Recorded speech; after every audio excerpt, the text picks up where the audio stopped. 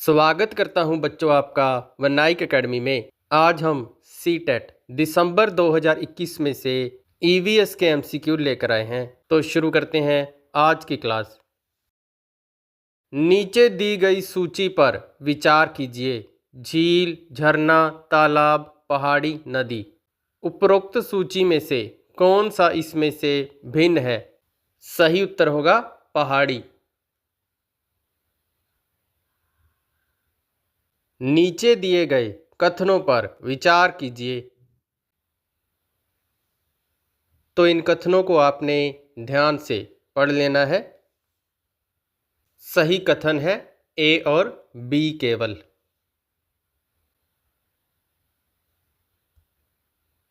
नीचे दिए गए पक्षियों की वह कौन सी प्रजाति है जिसकी आंख मानवों की भांति उसके सामने की ओर होती है? सही उत्तर होगा उल्लू।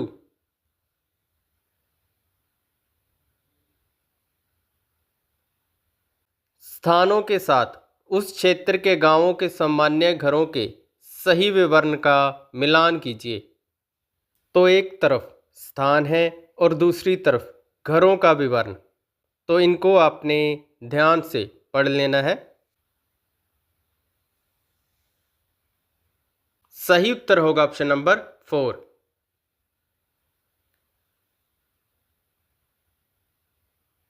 हाथियों के विषय में नीचे दिए गए कथनों पर विचार कीजिए। तो इन कथनों को आपने ध्यान से पढ़ लेना है।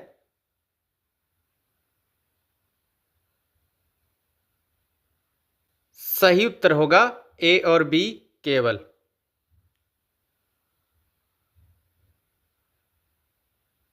कोई व्यक्ति 29 सितंबर 2019 को एक एक्सप्रेस ट्रेन में सूरत से नागरकोइल जाने के लिए बैठा। यह ट्रेन सूरत से 8:45 बजे चली और 1 अक्टूबर 2019 को 12:45 बजे नागरकोइल पहुंची। यदि सूरत से नागरकोइल के बीच ट्रेन मार्ग की दूरी 2200 किलोमीटर है तो इस यात्रा में ट्रेन की औसत चाल थी। सही उत्तर होगा 55 किलोमीटर प्रति घंटा। निम्नलिखित राज्यों में से किसके बगीचों में तेज पत्ता, छोटी इलायची, बड़ी इलायची और काली मिर्च उगते हैं? सही उत्तर होगा केरल।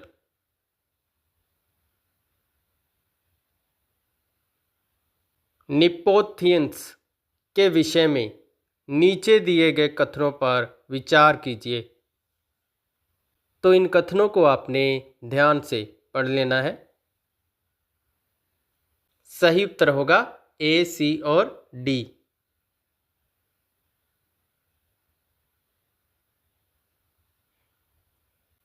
दांडी यात्रा भारत की आज़ादी से पहले महात्मा गांधी के जीवन की एक महत्वपूर्ण घटना है। यह घटना घटी थी। इस क्वेश्चन के आंसर ठीक ढंग से सेट नहीं किए गए थे तो इसका ग्रेस मार्क्स दिया गया था। नीचे दिए गए किस रोग से पीड़ित रोगियों को डॉक्टर गुड़, आंवला और हरी पत्तेदार सब्जियां खाने की सलाह देते हैं? यह रोग होगा अनीमिया।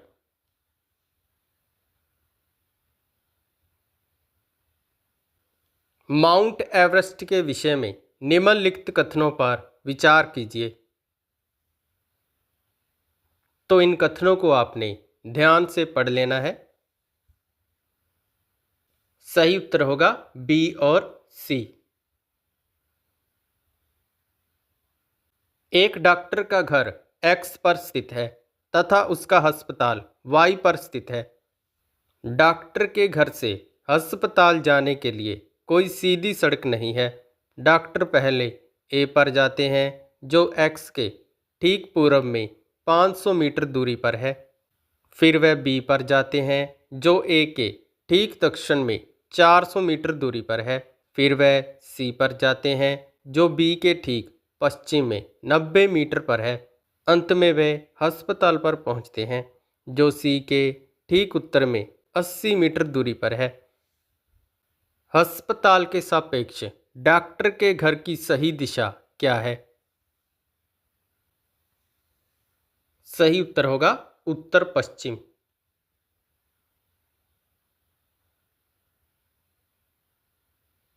रेगिस्तानी ओक नामक पेड़ के बारे में निम्न में से कौन सा कथन सही नहीं है? इसकी जड़ें उथली होती हैं।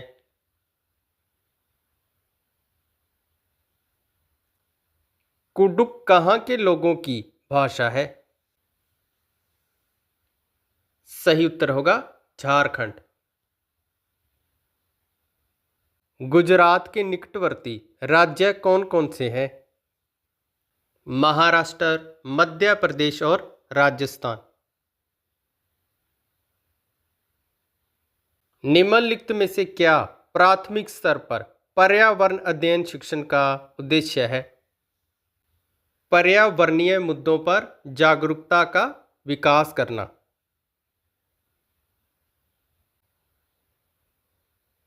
कक्षा 5 का पाठ किसानों की कहानी बीज की जुबानी शुरू होता है एक मुख्य प्रश्न से, जैसे जो भोजन हम खाते हैं उन्हें कौन पैदा करता है? तो इन ऑप्शंस को आपने ध्यान से पढ़ लेना है।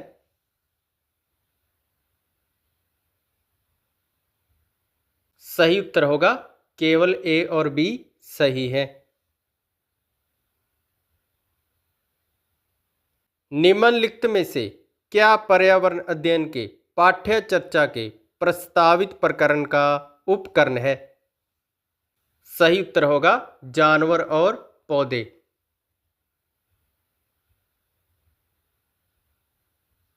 पर्यावरण अध्ययन में सार्थकपूर्ण सीखना निम्नलिखित में से किसके द्वारा नहीं हो सकता है? बच्चों को संबंध आधारित सीखने में शामिल करके।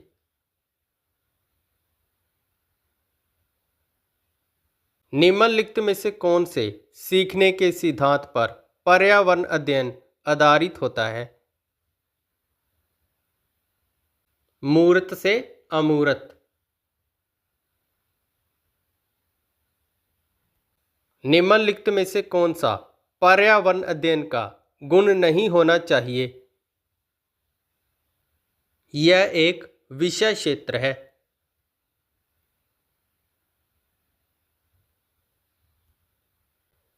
भोजन किस प्रकार से खराब होता है? इस विषय से संबंधित प्रयोग के संचालन में एक पर्यावरण अध्ययन का शिक्षक बच्चों की सहायता करता है।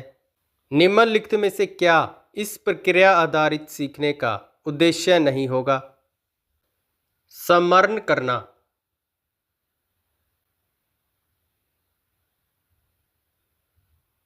निम्नलिखित में से क्या पर्यावरण अध्ययन में बच्चों की संकल्पना के लिए प्रभावशाली संसाधन नहीं होगा? तो इन ऑप्शंस को आपने ध्यान से पढ़ लेना है। सही उत्तर होगा केवल सी।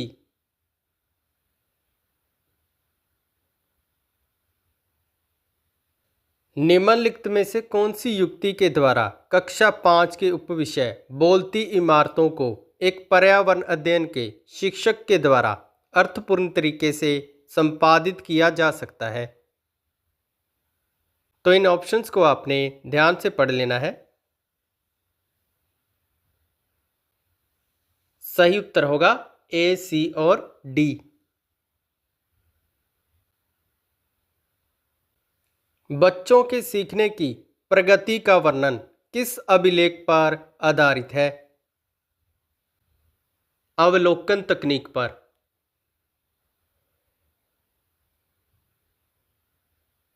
सीसीई के अनुसार पर्यावरण अध्ययन में स्व आकलन संबंधित है। सही उत्तर होगा सीखने के समान आकलन। बच्चों के सीखने की प्रगति को आंकने के लिए शिक्षकों द्वारा अक्सर पोर्टफोलियो का उपयोग किया जाता है। तो इन ऑप्शंस को आपने ध्यान से पढ़ लेना है। सही कथन होंगे ए, बी और डी। पर्यावरण अध्ययन में बच्चों के लिए संवेदनशील मुद्दों का अर्थपूर्ण संपादन किस प्रकार किया जा सकता है? प्रदर्शनी का आयोजन करके। निम्नलिखित में से कौन सा पर्यावरण अध्ययन में बच्चों के आकलन के लिए सबसे कम उपयुक्त है? बंद उत्तर वाले प्रश्न।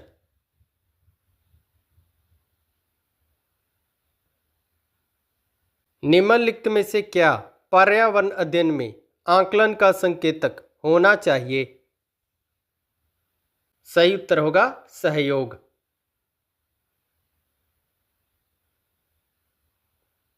तो इसी के साथ हमारे आज के एमसीक्यू कंप्लीट होते हैं। मिलते हैं कल एक और प्रीवियस ईयर एग्ज़ाम के साथ। बहुत बहुत धन्यवाद।